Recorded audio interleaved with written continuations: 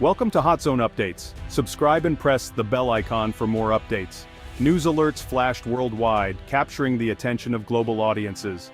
India has joined the Philippines in a significant patrol operation in the South China Sea. This was no routine exercise, it was a bold statement of intent and a strategic maneuver that could alter the balance of power in the region. The Indian tricolor now flew proudly in the South China Sea, alongside a Philippine frigate, signaling a major shift in regional dynamics and alliances. For years, China and its neighbors, especially the Philippines, have clashed over these strategic waters, with the US acting as a distant guarantor of peace and stability. Now, India's visible presence marked a deliberate move to project power far from its home shores, sending ripples across the entire Indo-Pacific region. The joint patrol was more than just a military drill. It was a political act, a show of solidarity with the Philippines against mounting pressure from regional powers. The world watched closely for Beijing's reaction as India's involvement raised hopes for a balanced power dynamic and fears of potential escalation. Images of Indian and Filipino sailors working side by side spoke volumes about their shared commitment to maintaining a free and open Indo-Pacific, fostering cooperation and mutual respect. For the Philippines, it was a welcome sign of support and reassurance. For India, it was a confident step onto a larger international stage, showcasing its growing influence. This patrol marked the beginning of a new era, redrawing Asia's strategic map one naval patrol at a time, with implications that could resonate for years to come. The message was clear and unmistakable. The status quo was changing, and the world was taking notice. India's move was carefully choreographed for maximum impact, demonstrating its strategic foresight and commitment to regional stability. The Indo-Pacific's balance of power had a new player, one that was ready to assert its presence and influence in the region. The South China Sea's beauty hides a long history of overlapping claims, with China's sweeping nine-dash line at the center. This claim clashes with the rights of Vietnam, Malaysia, Brunei, and especially the Philippines, all backed by international law. UNCLOS tensions escalated as Chinese vessels harassed Filipino fishermen and blocked resupply missions within the Philippines' exclusive economic zone. In 2016, the Permanent Court of Arbitration ruled in Manila's favor, rejecting China's claims, but Beijing ignored the verdict and continued militarizing the sea. For the Philippines, it's about sovereignty and economic survival. For China, it's about power and control. The dispute is a classic David versus Goliath struggle with global consequences. The South China Sea remains one of the world's most dangerous flashpoints. A single miscalculation here could have devastating global effects. The stakes are higher than ever. India's joint patrol with the Philippines marks a bold evolution in its foreign policy, signaling a willingness to take on a more assertive role in regional security affairs than ever before. Traditionally, India's naval focus was limited to the Indian Ocean, safeguarding its own maritime interests. But with the Act East policy, India is now extending its reach, adding a security dimension that directly links Indo-Pacific stability to its national priorities and long-term vision. This move is not just a gesture, it's a clear show of support for the Philippines and a strong signal to Beijing that regional powers are no longer content to watch from the sidelines. They are stepping up to shape the balance of power. India's Sagar Doctrine, which stands for security and growth for all in the region, positions the country as a net security provider. By deploying its navy into the South China Sea, India is extending this doctrine beyond its traditional sphere of influence, taking on new responsibilities. By sailing alongside the Philippines, India is making a statement.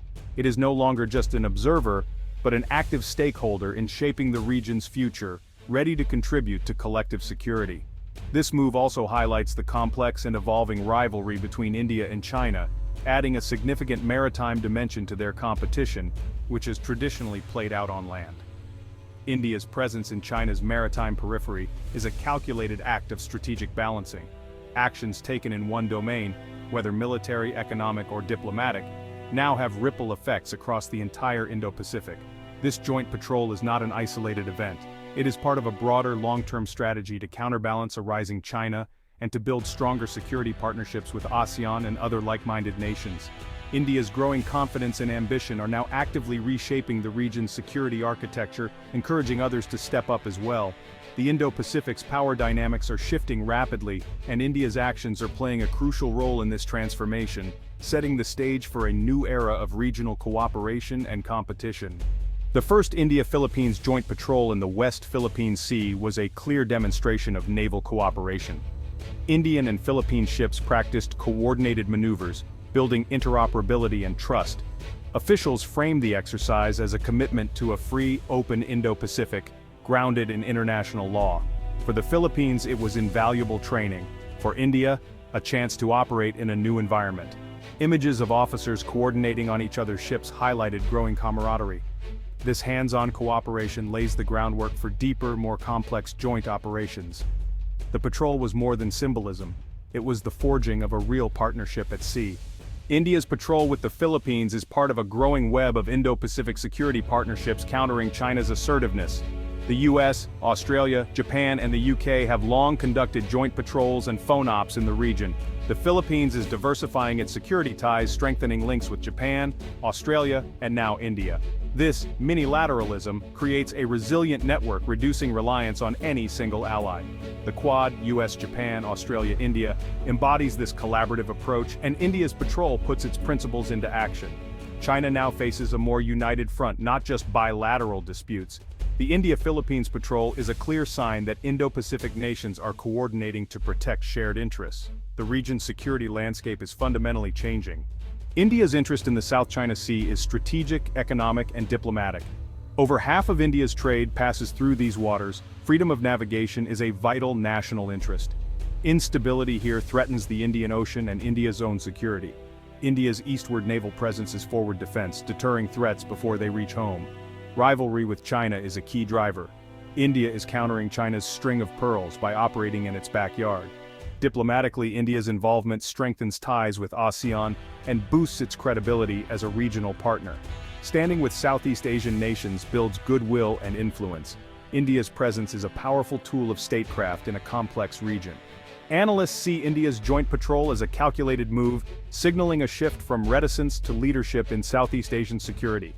Experts argue this isn't provocation, but a mature response to a changing environment where inaction is no longer viable. Western analysts welcome India's involvement as a key element in upholding the rules-based order. The Indian Navy's presence complicates China's calculus, potentially deterring aggression. Some warn of risks. More players could mean more chances for miscalculation. Chinese analysts call it an unwelcome intrusion, part of a US-led effort to contain China. Still, most experts agree the benefits outweigh the risks if managed carefully. The patrol's legitimacy comes from cooperation with a regional partner, not unilateral action. Its impact depends on consistency. A sustained pattern could alter the Indo-Pacific balance for years. India's move is reshaping the region's strategic chessboard. India's support for the Philippines goes beyond patrols. It includes the sale of BrahMos supersonic cruise missiles. The 2022 deal marked India's first major international arms sale, giving the Philippines a powerful deterrent against naval threats. BrahMos missiles can target enemy warships nearly 300 kilometers away, leveling the playing field for the Philippines. For India, it's a milestone for its defense industry and a deepening of strategic ties. The deal involves not just hardware but training and support, weaving the two militaries closer. The patrol and missile sale together form a comprehensive strategy of capacity building. India is helping the Philippines defend itself, not just sailing alongside. This dual approach signals a new security axis in the Indo-Pacific. The India-Philippines partnership, forged through joint patrols and landmark defense agreements, is rapidly reshaping the security landscape of the Indo-Pacific. As these two nations come together, their collaboration sends a powerful message about the importance of regional unity and shared interests in an increasingly complex world. For the Philippines, this partnership represents a vital new alliance that strengthens its maritime security and strategic position. For India, it's a bold and forward-looking step in its Act East policy, signaling its commitment to deeper engagement with Southeast Asia and a proactive role in regional affairs. This growing cooperation is inspiring other Southeast Asian nations to explore similar partnerships, recognizing the benefits of collective security and mutual support in the face of evolving challenges. India's success in building trust and providing advanced defense technology could pave the way for a robust network of defense ties across the region, with Indian-made systems enhancing the capabilities of multiple partners. In the coming years, expect to see more joint military exercises, expanded intelligence sharing, and collaboration that goes beyond traditional defense, encompassing cybersecurity, disaster response, and maritime domain awareness. This emerging model demonstrates how middle powers, by working together, can shape their own destinies and build lasting, resilient security ties that are not dependent on superpower rivalry. The sight of Indian and Philippine warships sailing together is more than just a display of military cooperation.